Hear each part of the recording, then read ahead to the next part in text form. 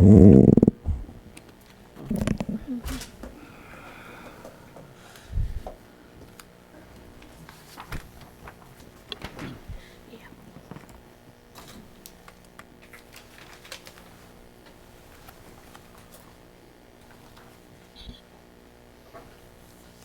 call our November 15th meeting of the Cookeville City Council to order. We have a roll call, please. Councilman Womack. Here. Councilman Miller. Here. Mayor Shelton. Here. Vice Mayor Wheaton. Here. Councilman Walker. Here. 5 present. Thank you. At this time, I'd like to invite those that wish to do so to stand for the invocation given tonight by Jason Ball, Associate Pastor of Life Church, followed by the Pledge of Allegiance to the United States flag. Thank you for the invitation, Mayor. It's an honor. If you'll bow your heads with me. Dear Heavenly Father, I thank you that we live in a town that still elevates your name and your word. I prayed during the course of this meeting that you give the ladies and gentlemen in the room, sovereignty and discernment. And I just pray that you'll have them make not just good ideas, but God ideas, Lord. And bless this time together in your name. Amen. Amen. Pledge allegiance to the flag of the United States of America and to the republic for which it stands, one nation, under God, indivisible, with liberty and justice for all. Thank you, Jason. Item 3, consider approval agenda as presented. Are there any changes or corrections? Mayor, we have no changes to the agenda. All right, thank you. Is there a motion? So moved. Second. Motion and a second. Any discussion? All vote. 5 yes votes. Motion carries. All right. At this time, I have a proclamation declaring November 24th, which is next Saturday, Small Business Saturday.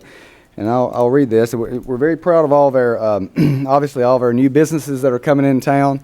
We're growing rapidly, but we also always want to remember and appreciate our small businesses, our local businesses that make up, that are so important to our community. So this proclamation is, whereas the City of Cookeville celebrates our local small businesses and the contributions they make to our local economy and community. According to the United States Small Business Administration, there are currently 30 million small businesses in the United States. They represent 99.7% of all businesses with employees in the U.S., are responsible for 65.9% of net new jobs created from 2000 to 2017. And whereas small business employs 47.5% of the employees in the private sector in the United States, and whereas 90% of consumers in the United States say Small Business Saturday has had a positive impact on their community, and whereas 89% of consumers who are aware of Small Business Saturday said that encourages them to shop small all year long, and whereas 73% of consumers who reportedly shop small at independently owned retailers and restaurants on Small Business Saturday did so with friends or family, and whereas the most reported reason for consumers aware of the day to shop and dine at small independently owned businesses was to support their community, and whereas I support our local businesses that create jobs, boost that local economy, and preserve our communities, advocacy groups as well as public and private organizations across the country endorsed the Saturday after Thanksgiving as Small Business Saturday. Now, therefore, I, Ricky Shelton, Mayor of the City of Cookeville, on behalf of our entire City Council, do hereby proclaim November 24th, 2018 as Small Business Saturday, and do urge the residents of our community to support small businesses and merchants on Small Business Saturday and throughout the year. And so we certainly want to recognize that, and we'll put this into our books and encourage those, and hopefully an article about that in the paper as well. So thank you very much. All right. Under old business, 5A, consider approval of minutes of council meeting held on October 18th, 2018. Is there a motion? So moved. Second. Motion and a second. Any discussion? All vote. 5 yes votes. Motion carries. Thank you. 5B, consider on second and final reading ordinance 0181030, amending the Cookeville Municipal Code, Title 9, Chapter 12, Regulations for Mobile Food Vendors. Mike Davidson. Mayor and council members, since first reading, I have not received, I don't believe the planning department has received any calls or comments since first reading. There's been no changes to this ordinance related to the mobile food vendors, other than the change that was introduced by council and adopted by council on first reading, which established the annual permit at $250 each year. And I would be happy to answer any questions, but I'd recommend approval. All right. Is there a motion? So moved. Second. Motion and a second. Any discussion? All vote. 5 yes votes, motion carries. Thank you. Under the consent agenda, 6A, set a date 1/3/19 for a public hearing on ordinance O-181131, amendment to the future land use concept plan of the Cookeville 2030 plan to depict an area located along East 10th Street from Highway 111 west to North Old Kentucky Road as being appropriate for commercial development. 6B, consider awarding bids for inventory items for the Water Quality Control Department. 6C, consider awarding bid for transformers for the electric department. And 6D, consider declaring a surplus vehicles and equipment for various departments. Is there a motion on the consent agenda? So moved. Motion and second. Anyone like to speak to the motion? All vote. 5 yes votes, motion carries. Thank you. Under new business, 7A, hold a public hearing and consider on first reading ordinance O-181024, establishment of an HS Historic District Overlay Zone for certain properties located along East 8th Street. Mr. Mills. Mayor and council members, we're excited to present tonight an ordinance that will establish the city's 4th historic district. This is the general location. It consists of 19 parcels located along East 8th Street. Here's a more detailed map of the area between North Washington and North Jefferson Avenues. The underlying zoning for all properties in this district, proposed district, is RS10, single-family residential.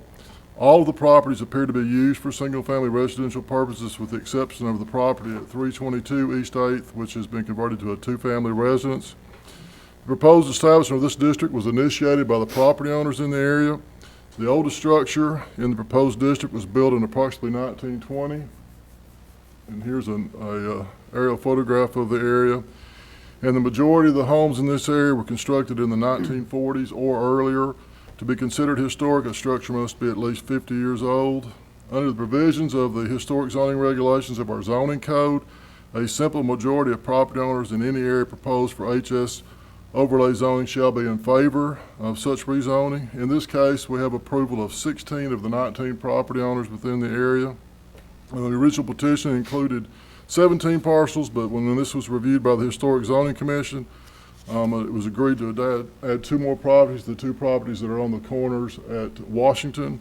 It would make more, and the reason was it would make a more contiguous district, made more sense for the district. So we have an approval of 84% in this area.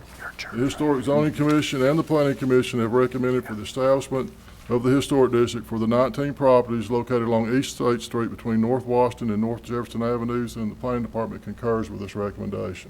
Thank you. At this time, we'll open the public hearing portion of the meeting. Do we have anyone that would like to speak about this matter?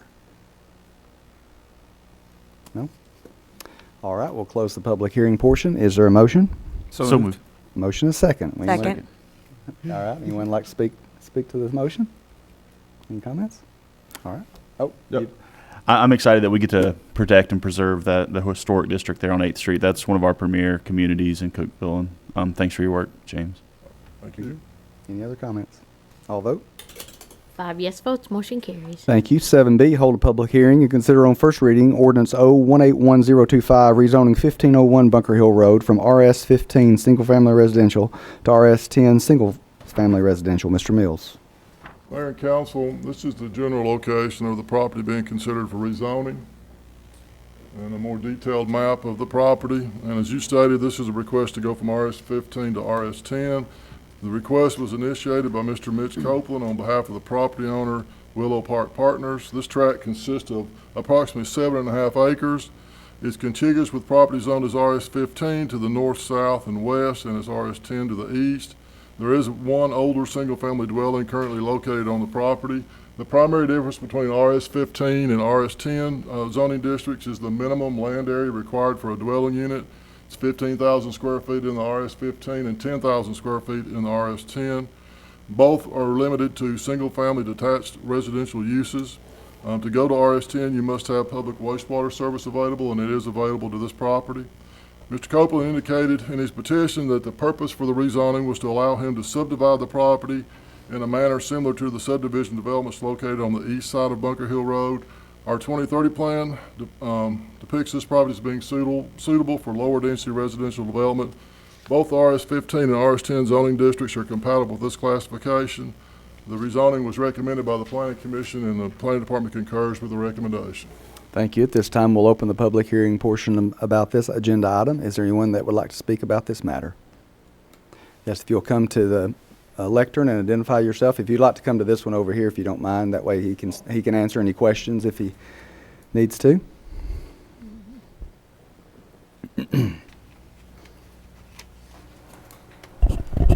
My name is Fred Ray. I live at the corner of Messenger Road and Bunker Hill and White. The thing I see as a problem is if we can pick that curve right there, very dangerous, very dangerous. The people that live, well, you've changed something Don't here, touch it. on the corner. If you can go back, well, that's all right. Well, that'll work. So you want me to go back? Yeah, sure, yeah, please. Try not to touch it. Yeah, It's- the people that live right there. And that Probably one, very It's when you're smart touching board. the screen. Don't, if you Go don't, ahead. yeah, if you Yep. not touch. Right on the corner of Messenger, they've seen more cars go into their yard at Messenger. Yep, right in there, yes, yes. The cars that are coming around that curve, really, it's dangerous. Again, I live one house down on Messenger, that's probably my house right there. And more than once, I've helped people at the middle of the night pull themselves out, and or I hear cars, tires screeching, they're trying to get out before the cops come. Speed is an issue. If there's going to be an access road for the subdivision, wherever it be, White Road, Messenger, that's really a boondoggle of an intersection. Poorly designed. People usually don't stop at that stoplight there, or the stop sign on White Road. They just barrel right on through going up Bunker Hill. It would be nice to say if that curve could be straightened out up there, but of course I see the easement problems. I know there's going to have to be an easement into that site. If there was going to be one big house back there, have at it. If there's one long driveway, but if there's going to be 5, 10, 15 homes with a driveway, all these cars coming out, Messenger is really a one-way, even though it's not one-way. It really is a boondoggle in that area. As things go on, are we this deep into how far this is getting along? Meaning, if that subdivision ever starts, will heavy equipment, road equipment be coming down Messenger Road as an access when it's already a dangerous road to me? Not enough room for 2 vehicles. If time goes along and this gets deeper, when they start clearing the roads or the subdivision or clearing the land, is there going to be a lot of fuel? Is there going to be explosives? Is there going to be tree burning of the debris that's there that is common, and a lot of them are their ordinances for that? Will vehicles be allowed to get down this road before 6 o'clock in the morning, 7 o'clock in the morning? Some situations like that. So my big issue, I think, for the whole thing is that. All right. Thank you, sir. Thank you. Yes, sir. Anyone else like to speak about this matter? All right. We'll close the public hearing portion. Is there a motion? So moved. Is there a second? Motion is second. You want to just, he threw out some, No, there obviously, there'll be parameters that have to be The met. property could be subdivided now. Right. It could build a subdivision now with 15,000 square foot lots or versus 10,000. I believe when we looked at this at Planning Commission, the rezoning could potentially increase the number of lots from about 6 or 7 lots is what the total you could increase by. But let me point out, he can subdivide it now if they chose to do so. Now, we have specific requirements that have to be met. Whichever zone it is, you have to comply with all our specifications for location of your entrances. Our engineers would review that for site clearance. We have standards to guide all subdivision development, whether it's rezoned or not. The difference here is it would add potentially 6 or 7 extra lots in the subdivision. And part of the consideration for the Planning Commission and the Planning Department is trying to meet the housing demand we have here. And again, I've stressed this in our 2030 plan. It provides that in areas where we have sewer available, increasing the density for single-family detached, not for apartments, multifamily. These are would be single-family detached homes, is something we need to consider, and that's partly why we recommend in favor of this.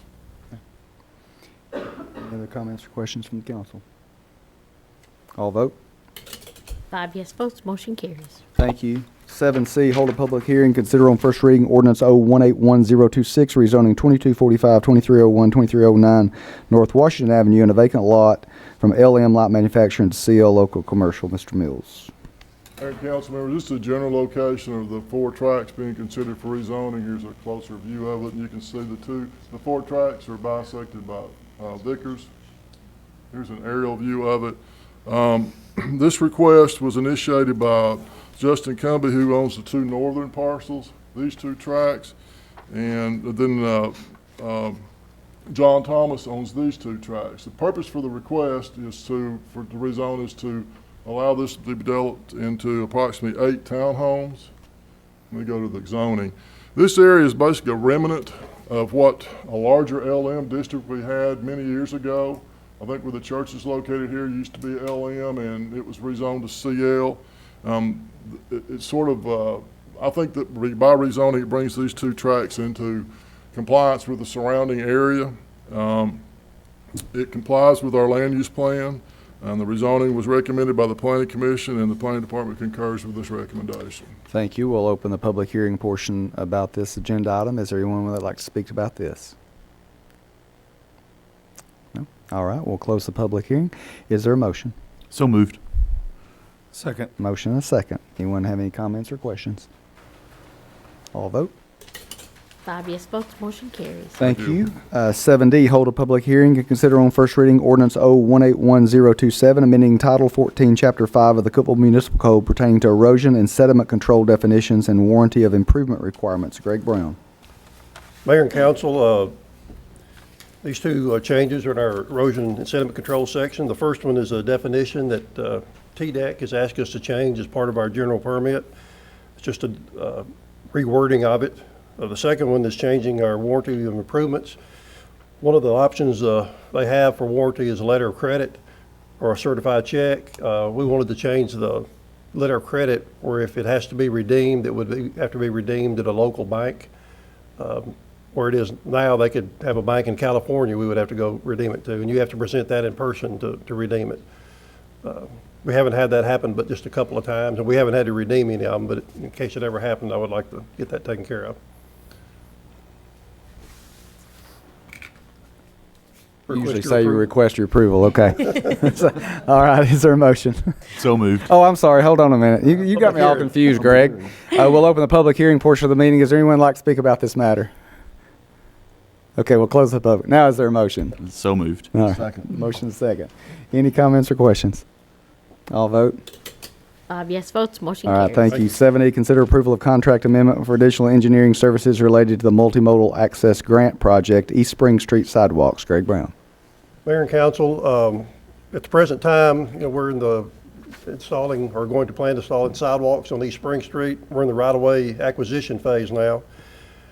We had approved the plans to proceed with that, and after talking with some of the property owners, they suggested we change a few things to help them use their property better.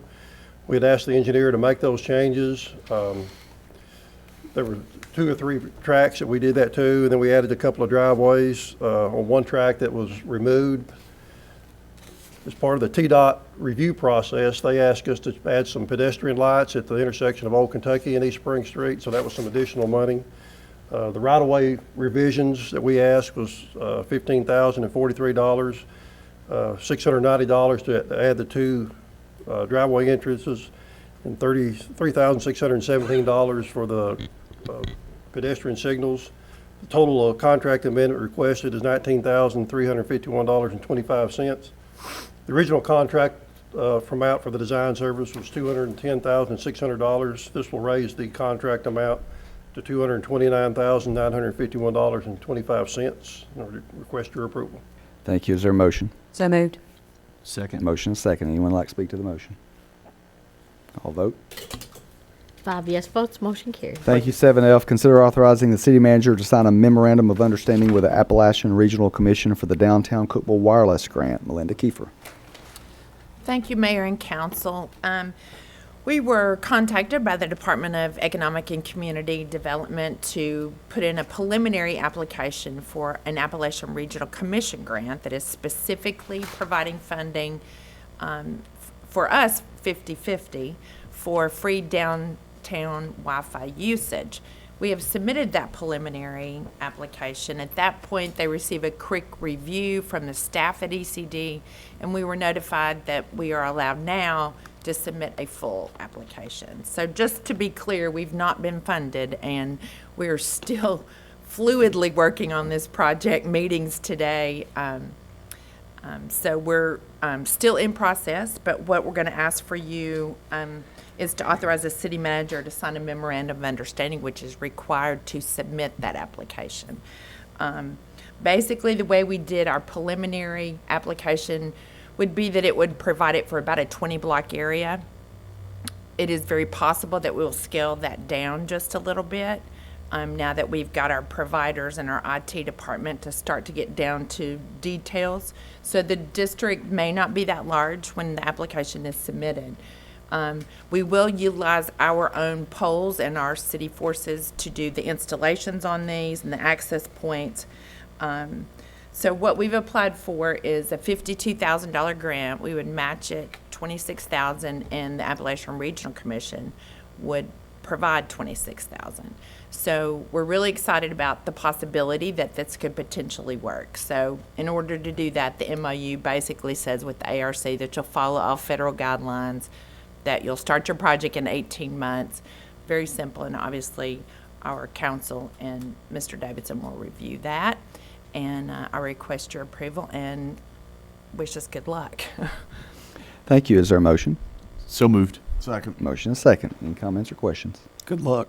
Mr. Davidson, do you have anything else you want to add to that? No, other than, as Melinda mentioned, we've met extensively this morning with our IT folks, trying to make sure how we do this, how we make sure we have a secure system, keeping things separate from our existing network, what we might have to do going forward to make sure that this network open to the public is secure, separated from our system, so that we try to maintain, that good security as best as we can. So still evaluating everything that may go into this, but hopefully we can make this work. Very good. All vote. 5 yes votes, motion carries. Thank you. 7G, consider authorizing the city manager to donate one surplus 2009 Chevrolet Impala police pursuit vehicle to the city of Baxter Police Department.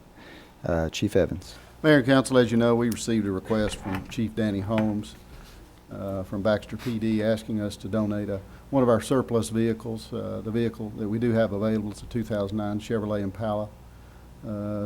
I'm going to say approximately 100,000 miles. All the emergency equipment, insignia, striping has been removed from the vehicle. So I know he's in need of a vehicle, and I'd recommend your approval. Thank you. Is there a motion? So moved. Motion is second. Any discussion? Certainly glad we could help them. Any comments? All vote. 5 yes votes, motion carries. Thank you. 7H, consider approval to purchase extrication equipment through the HGAC Bi-Cooperative Purchasing Program for the Fire Department. Captain Snyder. Mayor and council members, in September we received notice that we were awarded an Assistance to Firefighter grant for new extrication equipment. The new equipment will replace equipment that is 29 years old and will bring our equipment into the modern era of rescue capabilities. This new extrication equipment is battery powered and has been proven to reduce operator fatigue and is more portable and will integrate 3 of our apparatus. The grant provides 90% funding with the city matching 10%. This funding will provide for the purchase of 2 complete sets of extrication equipment. The total amount of the grant award would be $77,309. Additional budgeted funds of $27,354.49 will provide for another complete set of extrication equipment. The total purchase would equal $104,663.49, which includes $70,281 of federal funding. If approved, we'll be purchasing this equipment through HGAC Bi-Cooperative Purchasing Program. We would respectfully request your approval for funding. Thank you. Is there a motion? So moved. Second. Motion is second. Any discussion? All vote. 5 yes votes, motion carries. Thank you. 7I, consider awarding bid for 2018 Whitney Avenue, Iris Avenue, LP Southwest Extension for Water Quality Control Department. Ronnie Kelly. Mayor and council, we have opened bids on a couple little small sewer line extension projects we had budgeted this year. We had 3 bidders. Madewell Construction was a low bidder, $109,480. The areas are located over off of Whitney Avenue. There was a little pocket there that's having some septic tank issues. We'd been talking to TDEC, so take care of that. And then there's a section on Iris Avenue up behind Chuck Johnson's. A gentleman came into a council meeting probably 6 to 8, 10 months ago talking about it. So we've looked at that and we're able to put that in the budget this year and get it extended up there. And we'd recommend your approval. Thank you. Is there a motion? So moved. Second. Motion and second. Any discussion? All vote. 5 yes votes, motion carries. Thank you. 7J, consider awarding bid for 1 backhoe and 1 solar-powered portable message sign. Ronnie Kelly. Okay, we've opened bids, or we didn't open bids. We're buying a hydraulic hammer that we had budgeted in our current budget, and we're purchasing off the statewide purchasing contract, and it is $111,432.86. And it's coming from Mead Equipment, and I've got the bid tab there. The picture I had before was just showing you what we're replacing. It's got a big hammer attachment on the back of it to use to break through concrete, like Spring Street's got a lot of concrete in it, so that's what it's used for. Then the next one was our signboard. We use that on construction sites. We didn't have a good picture, but you can see it up there. That's on Jefferson where they were working down by McDonald's. It lets the public know. You've seen them out on the roads. And we're also buying it off of a state contract for $12,607.05 from K&K Systems. It's similar to like the TDOT board we borrow. And we've been borrowing TDOT's board, so we decided to purchase one ourselves. I know you guys had some questions about remote access. We've looked at that.